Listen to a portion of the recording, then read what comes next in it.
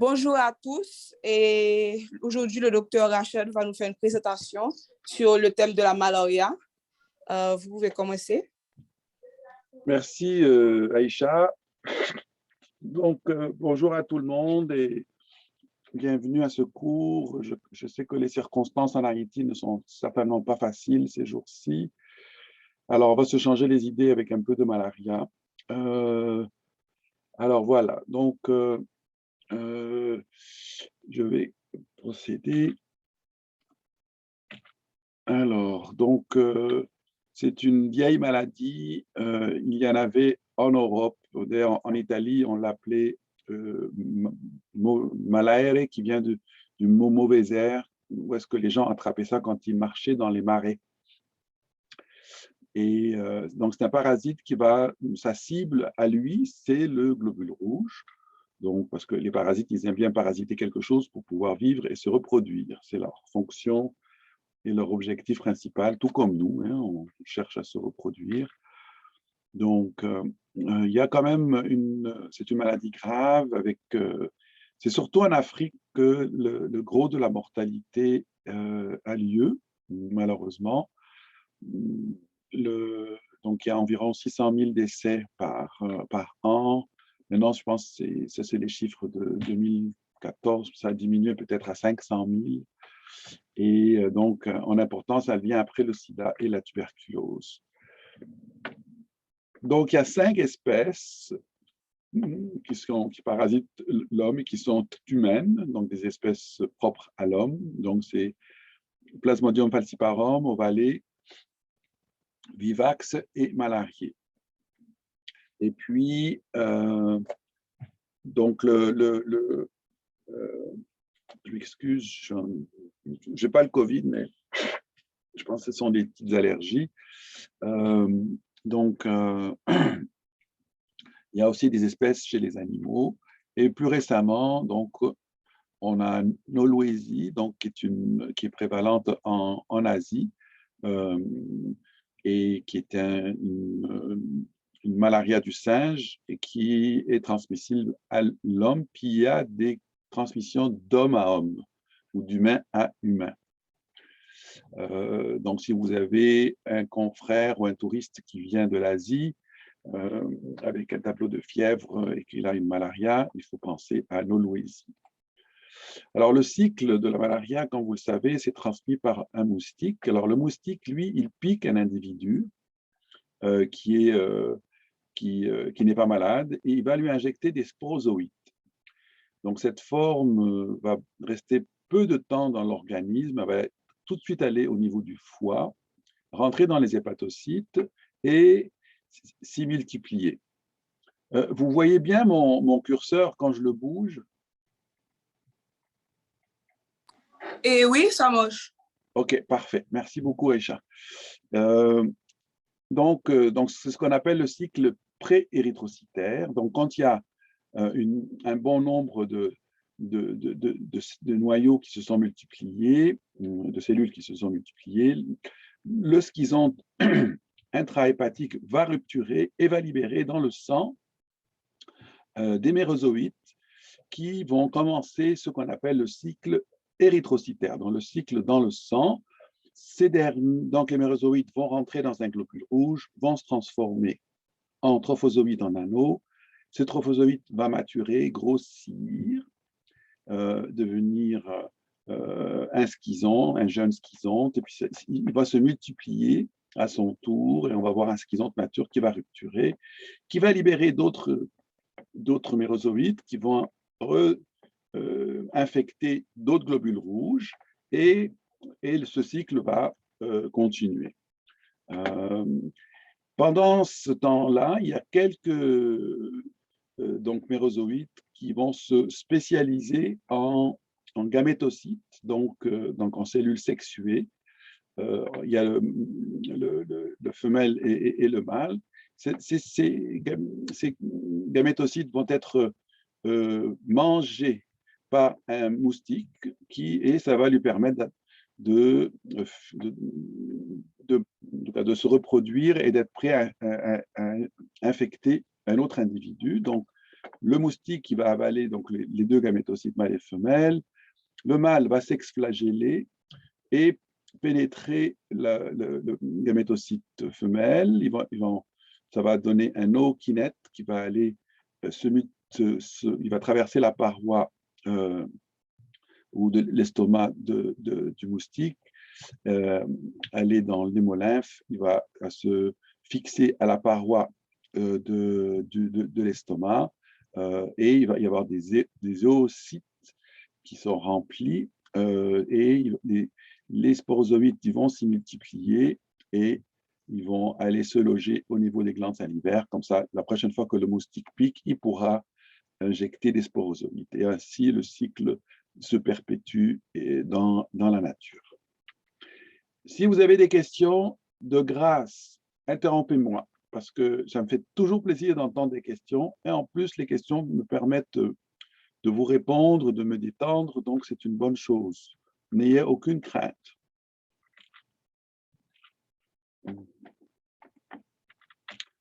Alors, bon.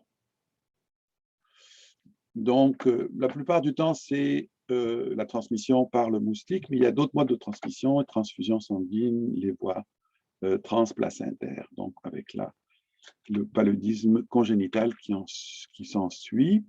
Bon, vous savez que l'anophèle, c'est un moustique qui doit pondre ses œufs dans l'eau. Il y a des larves, et puis ça prend environ 10 à 15 jours entre le moment où l'œuf est pondu et qu'on voit émerger le moustique adulte. Il y a des écologies différentes selon le type d'anophèle. Je ne connais pas exactement les anophèles prévalentes en Haïti, mais certainement, il y a des gens qui ont étudié ça. Donc, ça, c'est pour vous donner une idée de l'abondance de l'organisme dans l'anophèle. Donc, ça, c'est un estomac d'anophèle. Vous voyez les oocystes. Et vous voyez à l'intérieur d'un oocyste le nombre incroyable de sporozoïdes. Donc, il y a une piqûre contient 5 à 200 sporozoïdes, donc est suffisante pour provoquer l'infection. Donc ici, c'est un tableau avec quelques caractéristiques. L'anophèle, la phase hépatique, je pense que ce qui est important de regarder, c'est le cycle érythrocytaire. Donc, P. vivax et P. ovale, la schizogonie se fait en 48 heures. Donc, entre le moment où un mérozoïte pénètre un globule rouge et qu'il se transforme en schizonte qui rupture, ça prend 2 jours. Pour la malarie, pour P. malarié, ça prend 3 jours. Et puis, pour falciparum, ça prend 2 jours. Ce qui arrive, c'est qu'au bout d'un certain temps, après une semaine d'évolution, les schizontes rupturent en synchronie. Donc, il y a synchronisation de la schizogonie. Et à ce moment-là, on a les fameuses fièvres tierces, quartes, que je vais revenir dessus. Ce qu'il faut retenir un peu, c'est l'incubation. Donc, il y a une incubation de 12 jours pour falciparum, mais ça peut être dans les cas extrêmes, c'est une moyenne, donc ça varie entre 8 et 14, 15 jours. Et pour les autres espèces, l'incubation est un peu plus longue. Alors, ça c'est un schizon dans le foie. Donc, vous voyez, le sporozoïde ne traîne pas longtemps au niveau de la circulation, il reste 45 minutes. Alors, pour les espèces ovalées et vivax, on a ce qu'on appelle des hypnozoïdes. Donc, une partie des sporozoïdes qui vont se transformer en schizontes, qui vont éclater, mais l'autre partie va rester dormante dans les cellules hépatiques sous forme d'hypnozoïdes, et ce sont elles qui vont se réveiller plus tard et causer les fameuses rechutes qui peuvent survenir quelques semaines, mois ou années après l'infection initiale. Pour P. falciparum, Nolwesi et malarié, il n'y a pas d'hypnozoïdes. Mais ce qu'on connaît pour ces espèces, surtout pour falciparum et malarié, c'est que le parasite peut persister dans le sang en général à un niveau plutôt faible, et il peut augmenter. Donc, la densité parasitaire peut augmenter, et ça va causer ce qu'on appelle des recrudescences qui peuvent s'accompagner de manifestations cliniques. C'est pour ça que quelqu'un qui vient d'Afrique, et ça, en général, on voit ça chez les gens qui ont une forte exposition aux parasites qui ont été infectés pendant des années, et il finit par se développer une espèce de préimmunité où l'organisme reste chez nous et on le tolère et il ne cause pas trop de problèmes et on finit par vivre ensemble de cette façon-là. Alors, pour la distribution, vous voyez que c'est une maladie qui touche beaucoup la zone intertropicale.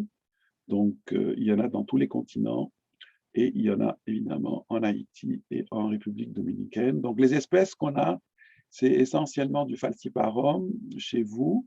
Il y a déjà eu du vivax, mais ça n'a plus été décrit depuis quelque temps.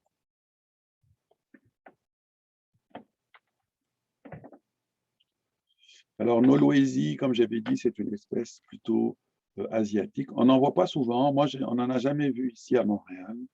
Donc, ce qui est important de retenir pour Noloésie, c'est qu'elle ressemble beaucoup à Malariée. Malariée, c'est l'espèce la plus bénigne des malarias. On s'en servait d'ailleurs à un moment donné pour soigner la syphilis, parce qu'on induisait de la fièvre chez le patient et on sait que le spirochète est sensible à la température. Donc, les gens attrapaient P. malariae, on leur donnait P. malariae, ils guérissaient de leur syphilis tant bien que mal, et on leur donnait un traitement pour les débarrasser de ça. Donc, c'est une espèce bénigne. Noloésie peut ressembler beaucoup au frottis à Noloésie, mais elle peut être très agressive. Donc, c'est ça l'importance, c'est qu'on peut dire « Ah, on a affaire à un P. malariae et on ne va pas s'inquiéter alors que c'est Noloésie et on devrait s'inquiéter. » Donc, la physiopathologie, rapidement, c'est comme le parasite va dans les globules rouges, il les fait éclater, évidemment, il va y avoir beaucoup d'anémie. Mais plus grave, c'est la séquestration des globules rouges infectés. C'est-à-dire qu'une fois que le globule rouge est infecté et que le parasite s'y multiplie, il devient collant à l'endothélium des vaisseaux, il finit par les boucher, et c'est ce qui se passe dans plusieurs organes.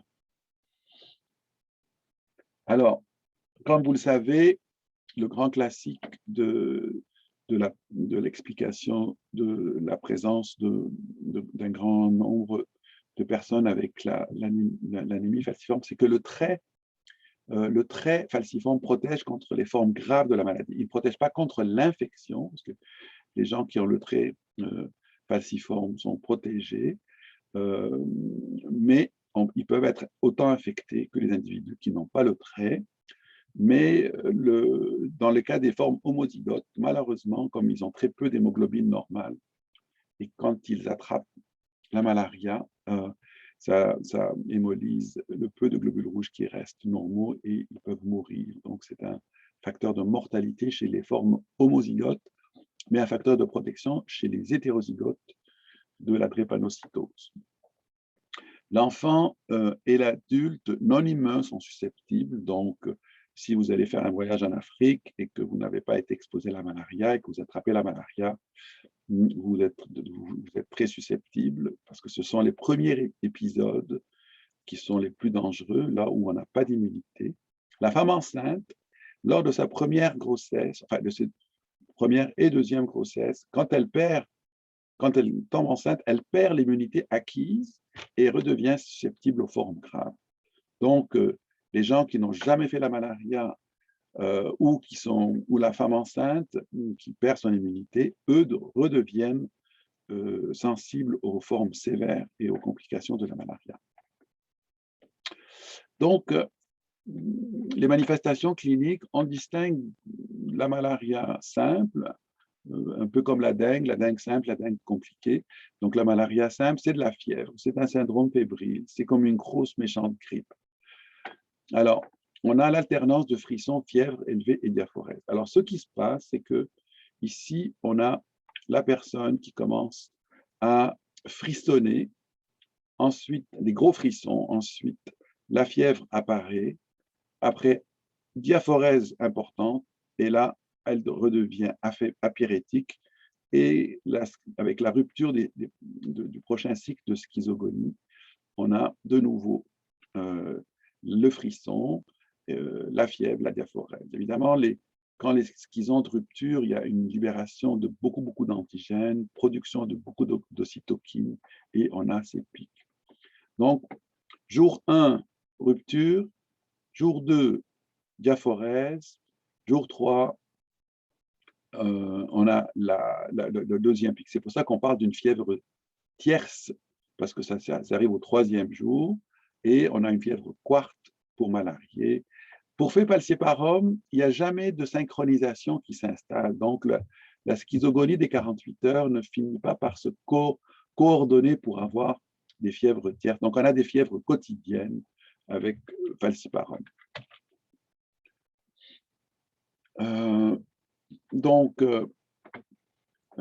Les formes sévères s'observent essentiellement avec P. falciparum dans le cas d'Haïti. Les formes sévères, on peut les avoir aussi, comme je l'ai dit tout à l'heure, avec Nolwesi.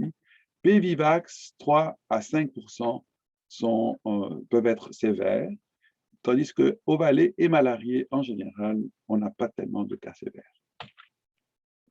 Alors, maintenant, on a parlé de la malaria simple, donc de la fièvre avec des accès de fièvre tierce ou quarte, comme un gros syndrome gribal, myalgie, céphalée, etc. Comme une dengue, en fait, dans les premiers, sans éruption.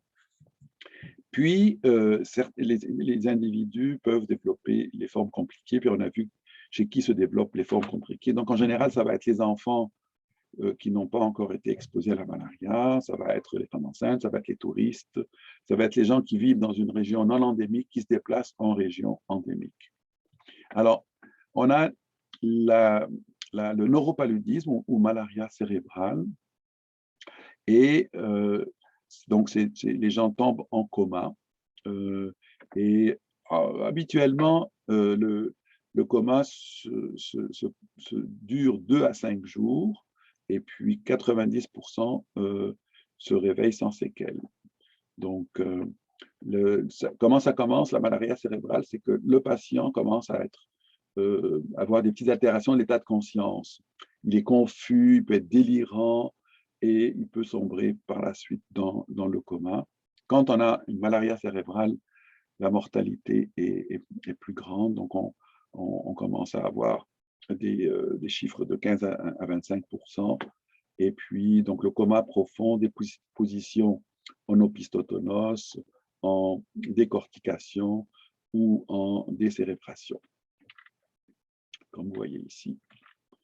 Les autres complications, c'est l'hypoglycémie. Donc, c'est un signe d'ailleurs de mauvais pronostic quand on a quelqu'un qui est sévèrement malade et qui est hypoglycémique avec une malaria à falciparum, c'est que le patient est très malade. On a l'acidose, évidemment, on peut avoir des anémies très sévères, et c'est ce qu'on voit beaucoup en Afrique. L'hémoglobine des enfants qui, au départ, est aux environs de 8-9, tombe à 2-3 ou 20-30. L'insuffisance respiratoire, la détresse respiratoire, c'est une forme d'insuffisance d'édème pulmonaire à pression normale, un genre d'ARDS, qui est aussi de mauvais pronostic. L'insuffisance rénale peut survenir et il peut y avoir des ruptures spléniques, en particulier avec P-vivax. Donc, la présentation du patient en général, c'est soit il va se présenter avec de la fièvre, avec probablement une rate ou un foie augmenté de volume, et puis il peut être aussi ictérique à cause de l'hémolyse, il peut avoir du sang dans l'urine à cause de l'atteinte rénale, l'altération de l'état de conscience quand il y a une malaria cérébrale, il peut vomir, il peut avoir de la diarrhée, il peut avoir de la difficulté respiratoire. Donc, la malaria, finalement, peut se présenter avec énormément de tableaux cliniques, et il faut y penser chaque fois qu'on a quelqu'un qui fait un tableau fébrile et qui a de la malaria dans la région. Donc, ce qui est le cas d'Haïti, je pense. Alors, pour P-Nolwesi, je vais passer rapidement parce qu'il n'y en a pas tant que ça. Donc, la complication, c'est surtout une détresse respiratoire plutôt d'origine pulmonaire que métabolique. Il n'y a pas vraiment de malaria cérébrale et il y a l'atteinte rénale.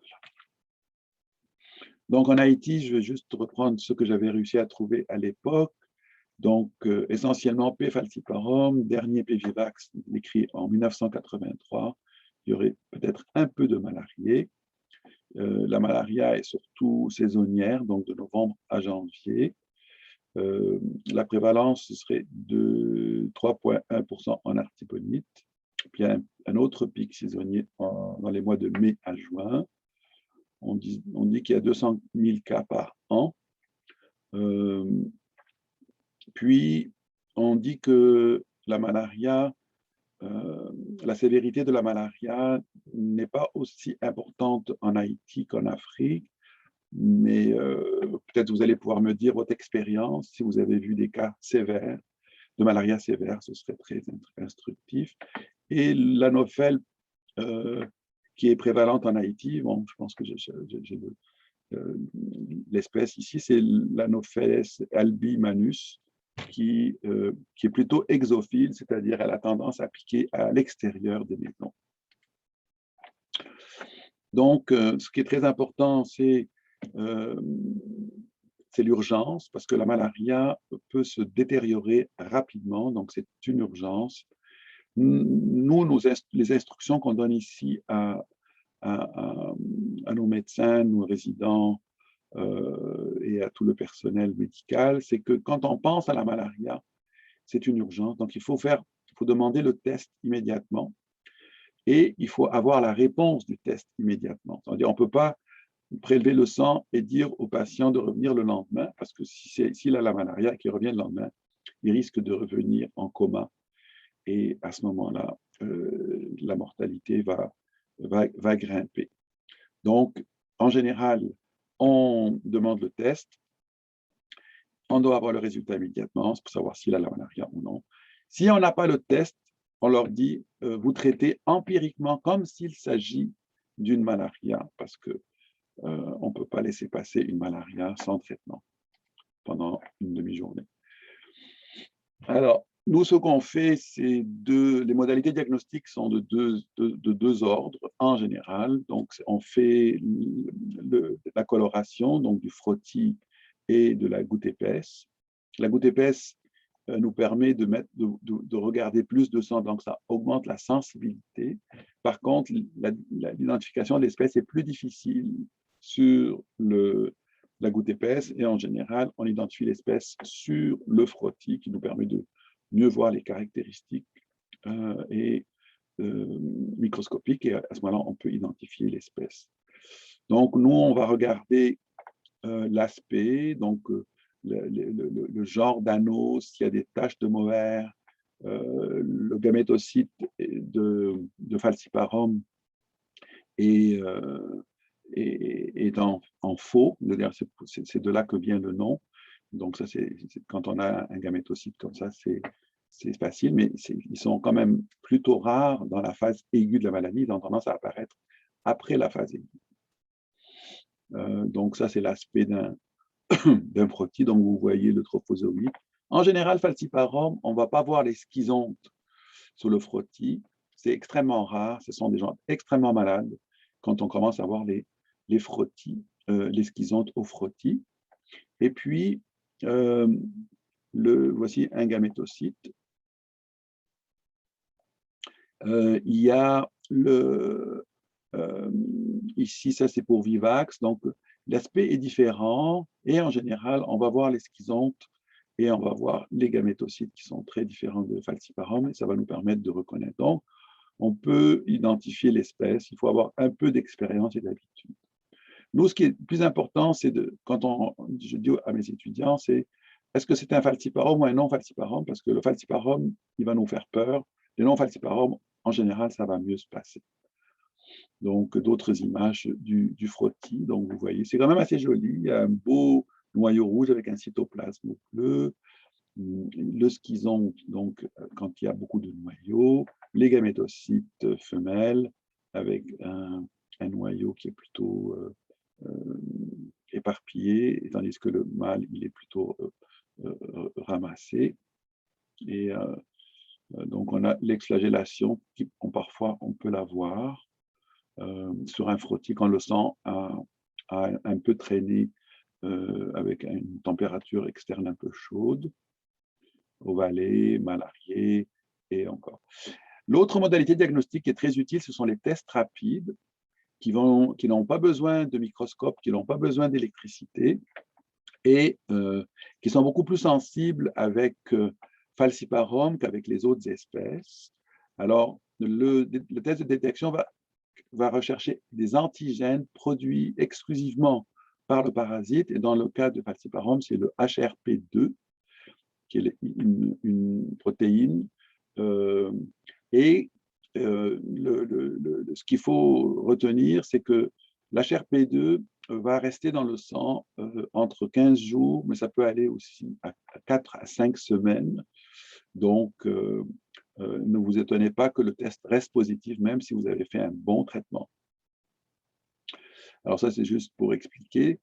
Les tests sont aussi sensibles qu'un bon microscopiste. En fait, un bon microscopiste, sa sensibilité est plus grande. Donc, on peut voir 200 parasites. Il faut avoir à peu près 200 parasites pour que le test soit positif avec le test rapide. Mais un bon microscopiste, lui, s'il y en a 100, il peut quand même réussir à voir la présence du parasite. Et il y a plusieurs tests rapides. Bon, il y en a quelques-uns qui avaient été approuvés à l'époque. Donc, il faut faire toujours attention que les tests qu'on utilise ont été bien validés, parce qu'il y a beaucoup, beaucoup de tests qui sont en circulation. Donc, c'est une urgence.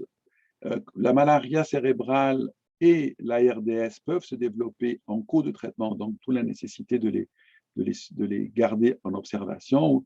Ou si le patient a l'air vraiment pas si mal et que vous le renvoyez à la maison, vous devez vous assurer qu'il y a quelqu'un à la maison. Comme ça, s'il se détériore, il le ramène tout de suite à l'hôpital et à ce moment-là, le traitement va être plus intense et on va en parler tout à l'heure. Et ça dépend aussi de l'état immunitaire du patient. Si le patient a déjà fait plusieurs malarias, il n'est probablement pas à risque des complications graves, mais par contre, si c'est un jeune enfant, si c'est une femme enceinte, ou c'est quelqu'un qui vient de zones où il n'y a pas tellement de malaria, à ce moment-là, eux sont plus susceptibles de faire les formes graves de la malaria. Il faut vraiment être très prudent avec eux.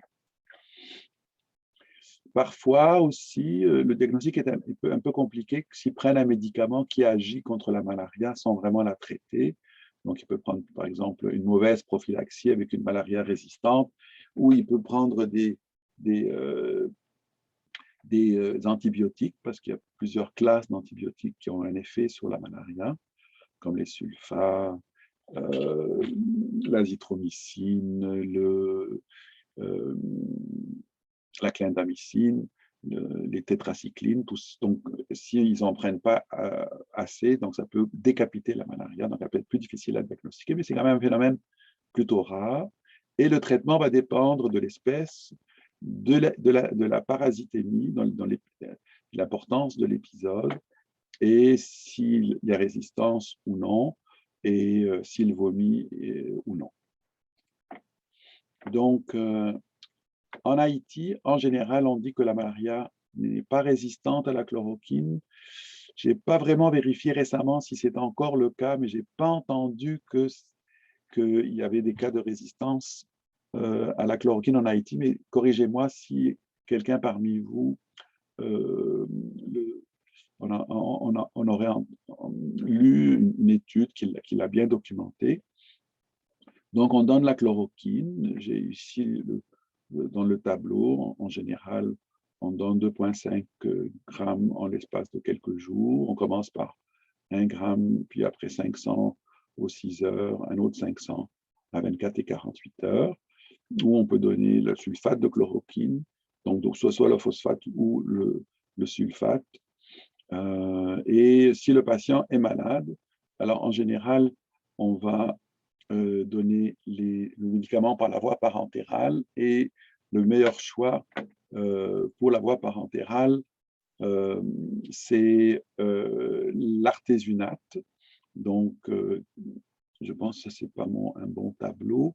L'artésunate est le médicament intraveineux et le médicament de choix maintenant pour les malarias sévères. Elle réagit beaucoup plus rapidement que la quinine ou la quinidine. Et puis, on arrive à sauver plus de patients avec l'artésunate. Je dois avoir un tableau ici quelque part. Voilà, c'est ici donc l'artésunate, intraveineuse ou intramusculaire. Le deuxième choix, c'est la quinine. Le troisième choix, c'est la quinidine. Alors, la quinidine, c'est vraiment quand on n'a pas de quinine ou d'artésunate, mais c'est vraiment le médicament miraculeux de l'artésunate qui va nous aider. Bon, il y a une stratégie d'administrer l'artésunate par voie rectale.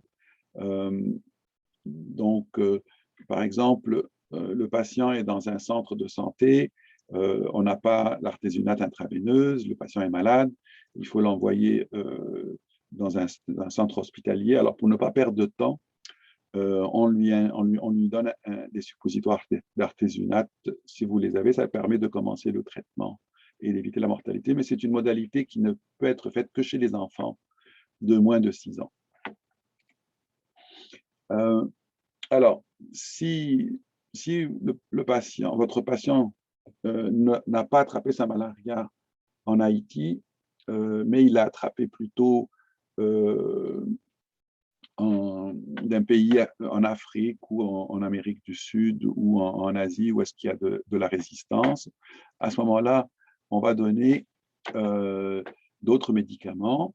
Donc, ce sont des combinaisons. Et en général, la tendance est vraiment d'aller aux combinaisons pour éviter le développement des résistances et de ne jamais donner des monothérapies, en particulier avec ceux qui comprennent les dérivés de l'artémisinine. Alors, nous ici, notre premier choix, parce qu'on n'a pas accès aux dérivés de l'artémisinine, on va donner le Malarone ou la combinaison d'atofacone-proguanil. Les dosages sont indiqués ici, vous pouvez les regarder calmement. Ou une combinaison de quinine avec un autre médicament, donc on donne quinine avec doxy, ou de quinine avec tétra, ou quinine avec linda. Alors, les médicaments qui combinent l'artésunate, donc ça c'est la nouvelle génération de médicaments, je ne sais pas si vous en avez, ils sont accessibles aux États-Unis, pas au Canada, et il y a maintenant 6 combinaisons, donc ça s'appelle les TCA, c'est les thérapies combinées à base d'artémisinine. Ici, j'ai mis les doses pour le Coartem, donc le premier du genre, qui est encore très, très utilisé, qui est une combinaison d'artéméter et de luméfantrine. Il y a la mefloquine qu'on peut donner, et l'artésunate plus la mefloquine. Et ça, j'avais dit les médicaments par voie parentérale. Alors, nous, on est plutôt prudent au Canada. Donc, dès que le patient a une parasitémie de plus que 2%, en général, on l'hospitalise et souvent, on va leur donner l'artésunate intraveineuse. Donc, c'est important. Le pourcentage des globules rouges parasités, c'est facile à faire pour un microscopiste. Donc, il compte le nombre de globules rouges sur un frottis totaux et il compte aussi ceux qui sont infectés, puis fait un pourcentage. Donc, il faut examiner une trentaine de champs et puis on peut calculer le pourcentage de parasitémie et ça nous donne un indicateur de la sévérité de l'épisode et ça va nous aider aussi à décider de sa prise en charge. Donc, c'est important de le faire. Le test rapide nous dit s'il y a la malaria ou pas, mais c'est un test qualitatif. Il y a malaria ou il n'y en a pas, il y a falciparum ou il n'y en a pas, mais il ne va pas nous aider à en déterminer la sévérité. Donc, l'idéal, c'est de faire les deux. Donc, un pour dire rapidement si le patient a la malaria ou non, et l'autre qui va nous donner un indicateur de la sévérité de l'épisode. Quand on a du Ovalé ou du Vivax, donc on a un seul médicament pour agir contre les hypnozoïdes au niveau du foie, c'est la primaquine. Il y a un nouveau médicament qui est exactement de la même famille, qui se donne en une dose. Donc, c'est un médicament qui est fortement hémolysant, donc qui provoque un environnement oxydatif. Donc, les gens qui ont le déficit en G6PD sont à risque d'hémolyse. Donc, il faut faire le dosage au préalable. Alors, la primaquine se donne de deux façons. Elle se donne soit quotidiennement pendant 2 semaines, ou on peut la donner de façon hebdomadaire. En général, ceux qui ont le déficit en G6PD vont tolérer le dosage hebdomadaire. Donc, on va donner 45 mg par semaine pendant 8 semaines, donc une fois par semaine, pendant 8 semaines. Et ils vont hémolyser le premier jour un petit peu, et après, l'hémoglobine va remonter, donc ça va se stabiliser à une hématocrite de 30%. Mais si on la donne à chaque jour chez quelqu'un qui est déficient, ben, chaque jour, l'hémolyse va se cumuler. À ce moment-là, on peut avoir des anémies très sévères. Alors, pour la prévention de la malaria, ça c'est très important. On peut soit se débarrasser du parasite quand il est dans le vecteur, donc quand il est sous forme de larve, ou quand c'est une anophèle adulte. Et puis, on peut aussi se débarrasser de la malaria quand le parasite est au niveau de l'homme. Donc, c'est le traitement des cas, la clinioprophylaxie, le vaccin. Alors, pour le vaccin, il y a une étude qui vient d'être publiée, je pense, dans Lancet le mois passé, qui dit qu'il y a un vaccin combiné avec un traitement. Donc, on donne le sporozoïte et on traite en même temps. Et apparemment, ce serait très intéressant. Et donc, éventuellement, on va arriver à un vaccin avec une efficacité qui dépasse les 50%, parce qu'en général, les vaccins qu'on a actuellement ne dépassent pas 50% d'efficacité. Donc, la prévention de la malaria, où est-ce qu'on ne fait que traiter les cas, c'est quand même ça a ses limites. Et on a des résistances, les traitements sont de plus en plus chers. Donc, ça, c'est pas nécessairement la voie idéale. La prophylaxie est très importante et intéressante parce que ça permet de protéger l'individu qui est non humain quand il est en zone endémique. Donc, nous, en général, nos voyageurs qui vont en Haïti, on leur fait prendre une prophylaxie avec de la malarone. Et on peut donner aussi la méfloquine ou la doxycycline. En Afrique, je ne sais pas si c'est le cas en Haïti, dans les zones où est-ce que la transmission est sévère, on peut donner des traitements mensuels pendant certaines périodes, donc la petite enfance, donc dans la première et deuxième année de vie. On peut aussi donner une prophylaxie qu'on dit saisonnière, donc quand il y a la transmission est importante pendant la saison de pluie, par exemple, on peut donner la prophylaxie à chaque mois. On peut profiter du programme de vaccination pour donner en même temps le vaccin et aussi la prophylaxie. Et on le fait de plus en plus chez la femme enceinte.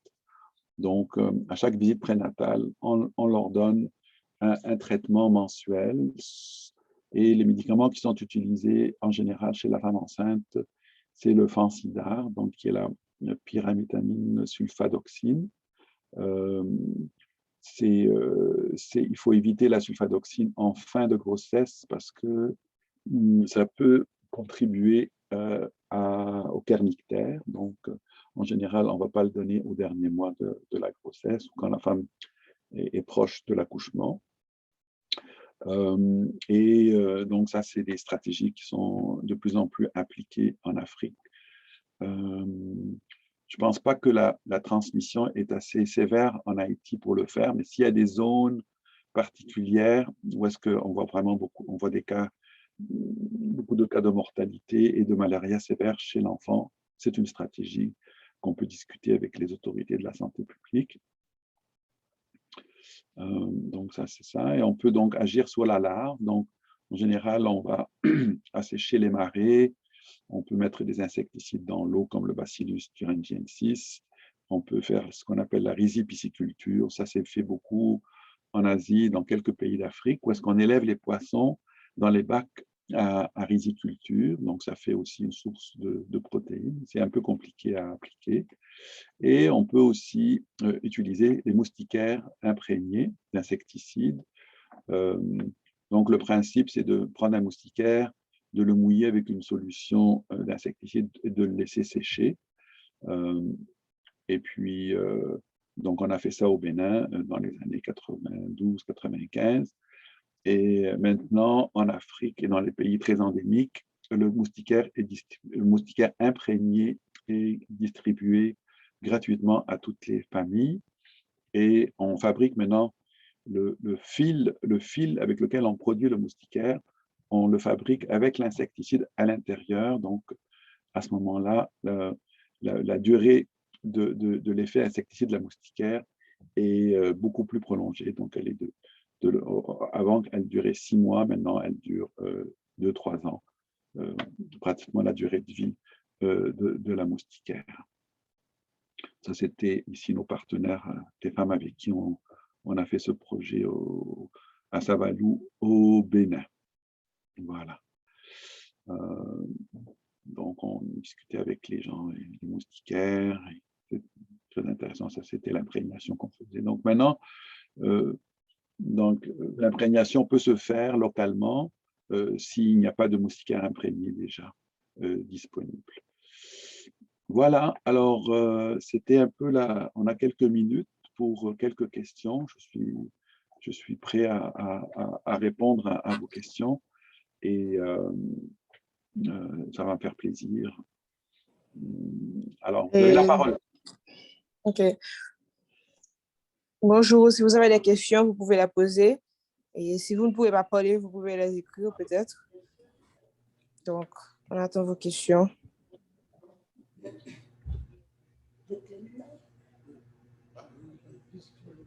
Bonjour, docteur Mino. Merci pour la présentation. Ma question, c'est concernant la prophylaxie avec doxycycline. J'aimerais savoir, est-ce que c'est seulement avec la doxycycline qu'on doit faire la prévention ou on doit combiner ça avec un antiparasitaire comme quinine ou... OK. Alors, c'est une bonne question.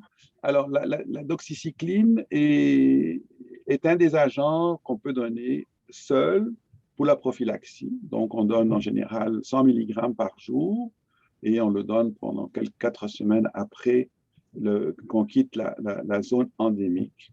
On n'a pas besoin de donner un autre médicament en même temps. La doxycycline agit parfaitement, même contre les formes résistantes, pour la prophylaxie.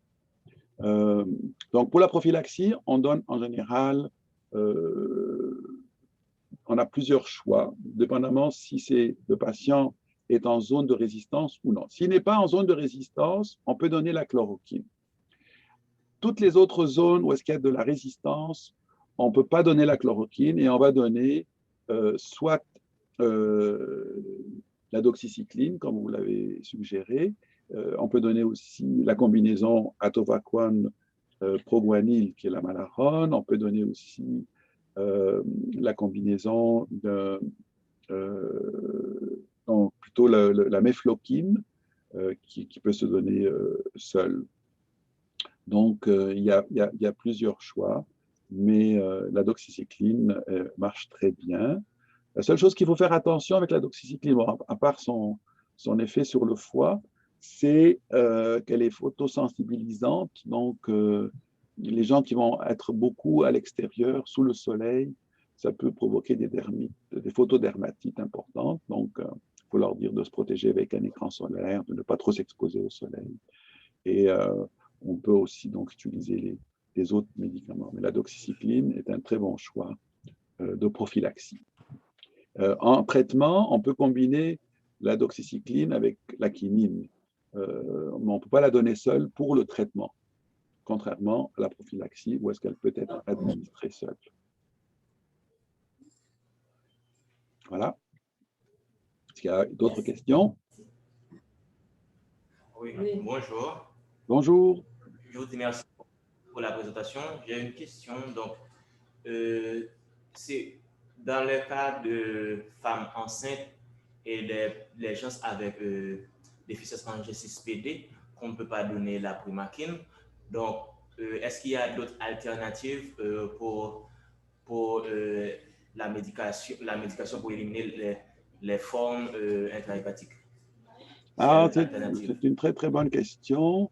Alors, pour les femmes enceintes, le problème, c'est qu'on ne sait pas si le bébé est déficient en G6PD, puis si on lui donne la primaquine et qu'il est déficient, il peut faire une hémolyse intra-utérine sévère et faire un hydrops et mourir. Alors, en général, on ne va pas donner la primaquine chez la femme enceinte, mais on va plutôt attendre qu'elle accouche pour la traiter. Et on peut soit la mettre sous prophylaxie pendant la grossesse, le reste de sa grossesse, ou ce qui est préférable, ou alors la traiter si elle a d'autres épisodes pendant cette grossesse-là.